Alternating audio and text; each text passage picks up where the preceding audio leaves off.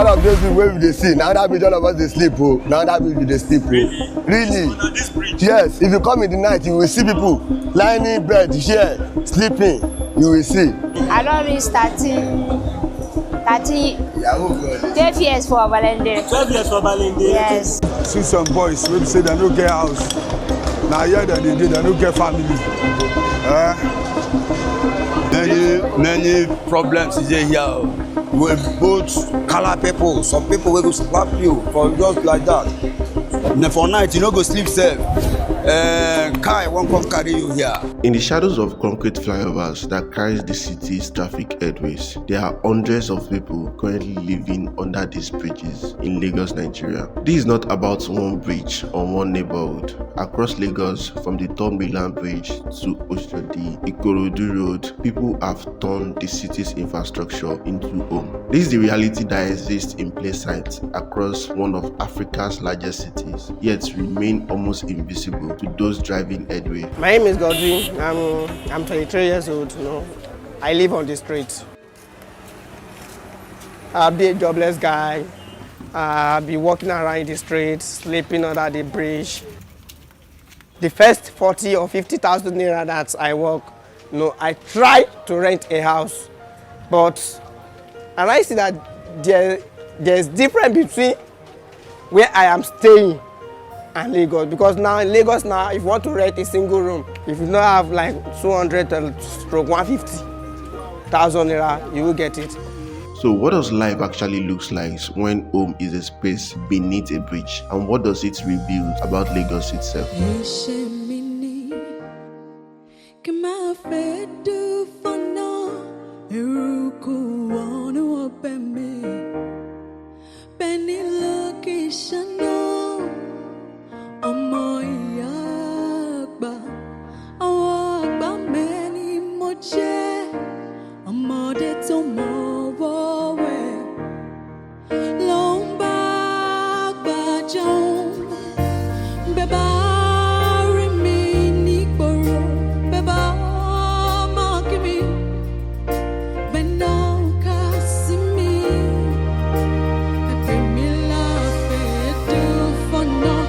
Lagos is home to over 50 million people.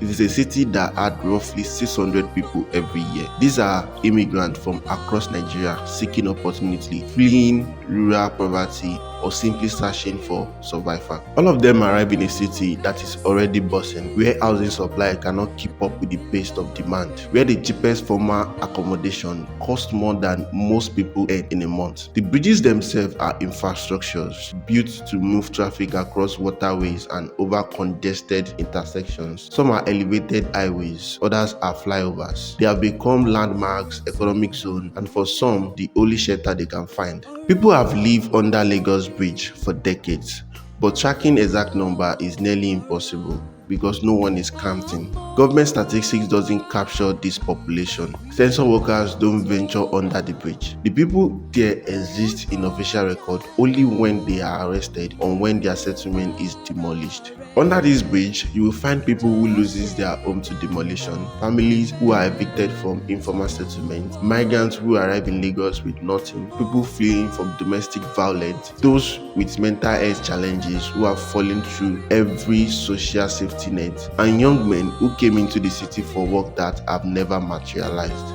We are just living comfortable. We are not happy because of where we are. Because in the rainy season now, if the rain starts to be falling, we just be on standing till daybreak. So what we need from government is that if we can see accommodation and work, it will be easy for people. There are also people who technically are not homeless in the traditional sense. These are people who have family home in distant part of Lagos or in other states, but they work near a particular bridge and cannot afford the daily transport cost. So they sleep under the bridge during the week and travel home on weekend when they have saved enough for transportation. Children grow up under this bridge. Some are born there, others arrive with their parents who have nowhere else to go. They play in the same space where their parents cook, where strangers sleep nearby, where constant noise of traffic overhead become white noise. Most often, children accomplish their parents to work or learn to hustle early, selling water in traffic, begging in intersections, and collecting recycles. Women under this bridge face various vulnerabilities. Sexual violence in spaces with no lock, no separation, no safety. The elderly appears here too, though less visible. Some lost their pension to fraud or inflation. Others has no family willing or able to take care of them anymore. Then there are also those whose mental health challenges are visible to anyone passing by. People talking to themselves, exhibiting behaviors that suggest schizophrenic or severe trauma. Nigeria has few public mental health services. Families struggling with psychiatric illness often exhaust their resources on traditional healers and churches before abandoning relatives that they cannot manage. These individuals often end up under the bridge. The physical layout under bridges varies but follow similar pattern. People stake claim to places based on when they arrive there. Early arrivals get the best spots, usually near the bridge pillars that provide structural support for building shelters, or in corners that offers more protection from wind and rain. These territorial claims are recognized by residents and defended, sometimes violently if challenged. Shelters under Lagos Bridge are constructed from materials scavenged, purchased cheaply, or salvaged from demolition elsewhere in the city. Some guys sleep. That place. this bed where I take sleep. Now the bed wey me I take sleep be this yo. Bed take face soon you. This bed camera very well. Now me I dey use sleep. This bed, yes. Where I dey take sleep. Now be this. Make I comment and people that stay very well. Now the bed wey me I dey take sleep be this. Now where I dey sleep go be this. Make it. May na help me abeg. Water is the first and most constant challenges. Lagos has pipe water infrastructure, but it doesn't extend under the bridge. Residents buy water from vendors who themselves purchase from boreholes or water tankers. Some bridges are near broken water pipes or drainage outlets where residents can collect water for free, though its quality is questionable. People use this for washing clothes and bathing, saving purchased clean water for drinking and cooking. Violence is part of the ecosystem. Fight breakouts over space, over stolen items, over disrespect, sexual violence too. Vigilante justice is common too. Thief caught stealing face beating, sometimes severe ones, because there is no formal justice system to appeal to. Before people wey dey here dem be thief. If you pass them by the 6 o'clock dem collect your phone o. But na we pursue them. Na we pursue all those thieves before we come dey here. Come dey hustle. But our own hustle for here na na conductor. Na the hustle wey we dey hustle for there be that.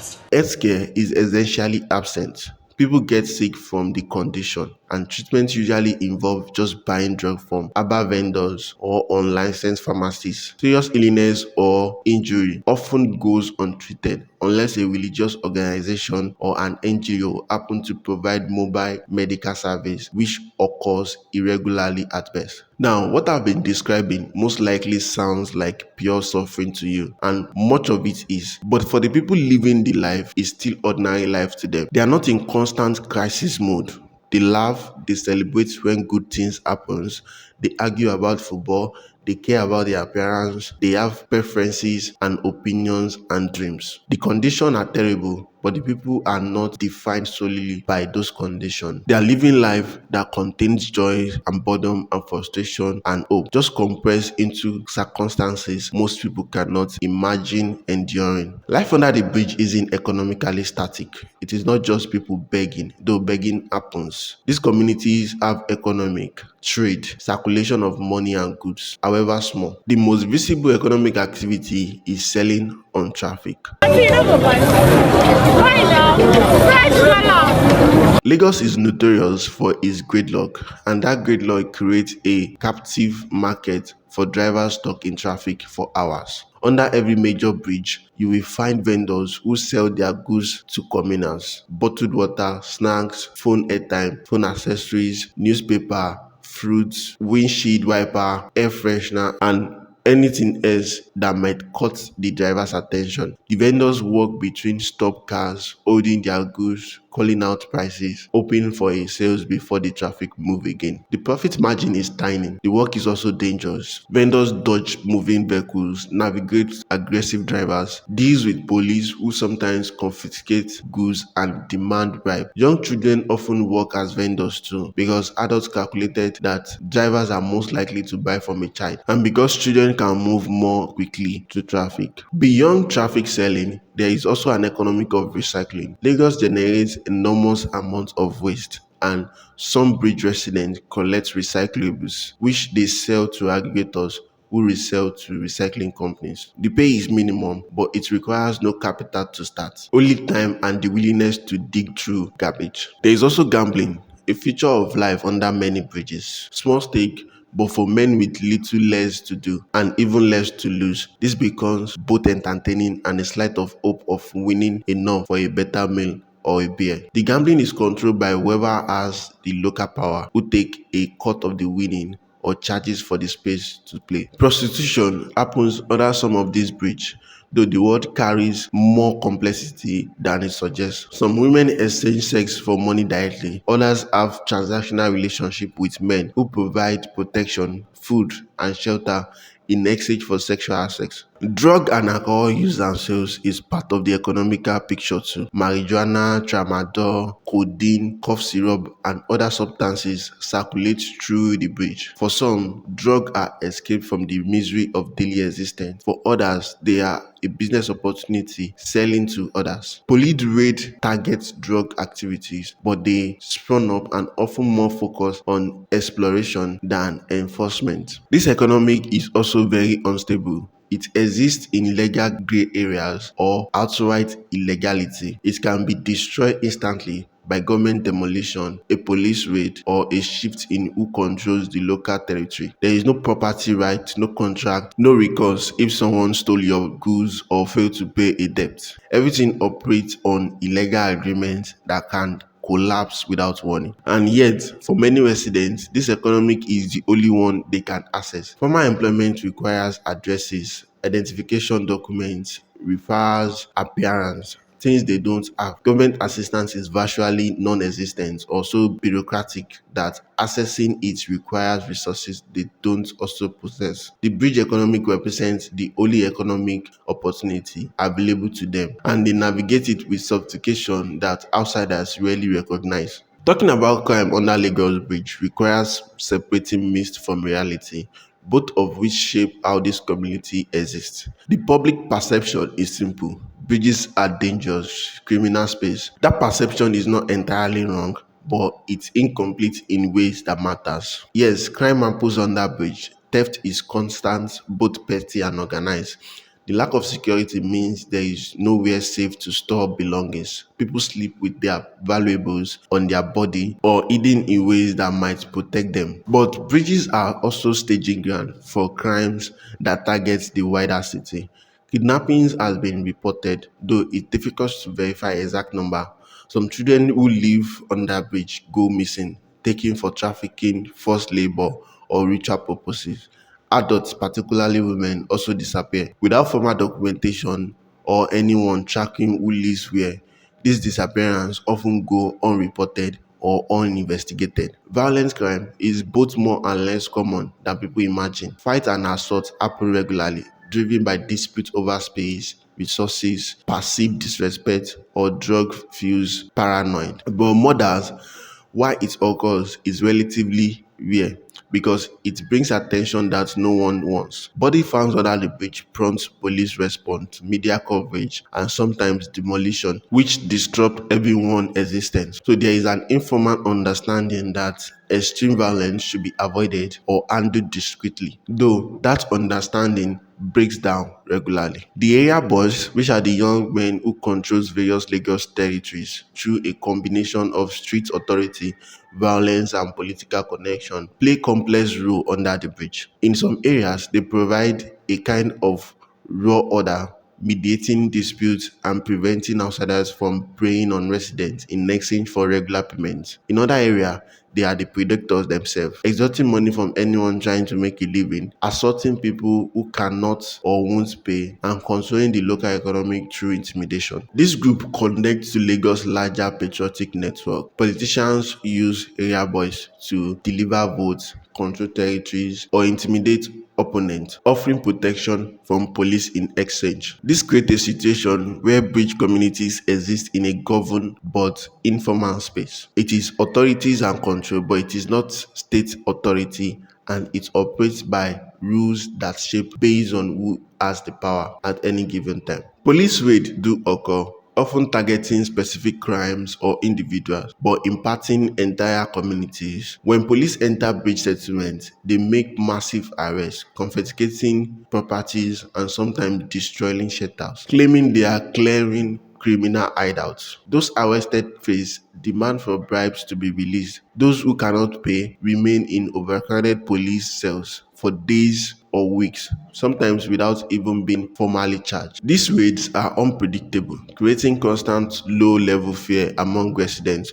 who haven't committed crime but knows they have no right or protection if police decided to sweep through. From the government perspective, bridge must be protected. Safety, traffic flow, and infrastructure integrity matters, but clearing people without rehousing them does not solve homelessness. It only relocates it. Long-term solution requires affordable housing, rent regulation, mental health service, and income stability. These are complex and expensive. Lagos have housing intervention. There are local housing schemes and urban renewal projects, but demand far outpaces supply, and many of the poorest residents cannot meet even the reduced requirements. This creates a policy gap. Bridge becomes pressure vacuum for a system that cannot absorb its own population. As long as housing remains inaccessible, bridge will continue to fill. Which brings us to the final truth. Life under the bridge is not an anomaly, it is a consequences. People do not live under the bridge because they want to. They live there because every other door is closed. Under the bridge life is not separate from Lagos. It is a part of it. It supports it. It absorbs its failure. Every plastic bottle collected, every bus loaded, every road cleaned by someone who sleeps under a bridge is a reminder that the city runs on invisible labor. Ignoring this space does not erase them. Erasing them without alternatives only deepens the problem. So the next time traffic slows on Lagos Bridge and frustration rises, it is worth reminding beneath that concrete is a community formed by necessity, shaped by neglection, and sustained by resilience. Not a city, not a home, but a life. And until the city learns to make room for all its people, the bridge will continue to do what they were never designed to do: